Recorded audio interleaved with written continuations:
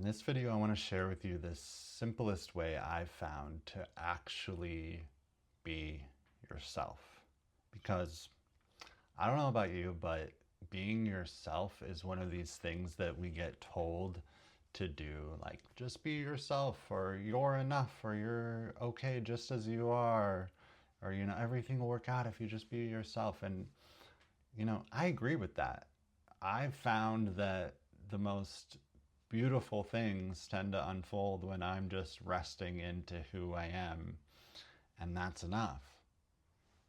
But it can also be really tricky to know, like, what does being yourself really mean, and how do you do that? How do you make that turn toward being yourself? Because the world often teaches us to perform, to mask, to contort ourselves into different shapes. Maybe in childhood you learned that the way to love and acceptance so you could receive care and survive, right? Was to be the good boy or the good girl, or to do things perfectly, or always be achieving. And you learned that was how you were safe. So if you start to drop those performances, that can feel really scary. It can feel really scary, and it can feel hard to know what is the difference between just allowing yourself to authentically express whatever's alive in you, express your feelings, express your needs, versus when you are kind of acting out one of those roles that you learned. So what I found is when you're coming from fear, which those performative, roles are, right? They're usually fear and anxiety based. When you're coming from those, you are not being who you really are, right? You're in a character. You're an actor on the stage. When you're coming from trust, then there's no tension, there's no efforting involved, right? And the way to start to really root into this is by beginning to really clearly feel the sensory signature in your body, the raw sensations of fear and trust. So what does fear feel like in your body? Oftentimes it's like a tensioning in your chest, or kind of an unease in your belly. Maybe it's a tightness in your face or your throat. And what does trust feel like? Oftentimes it's a softening or opening in your chest, in your belly. Maybe there's a slowing down of your breath. Maybe there's a softening around your eyes. So when you get to know these sensations, it can be really, really valuable, because then you can start to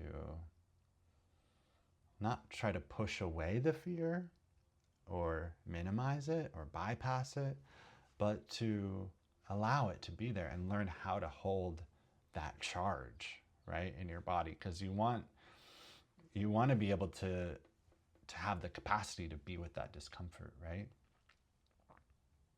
How do you do that? Well, you tap into your resources, you tap into your support, you are able to feel safety where you are by what?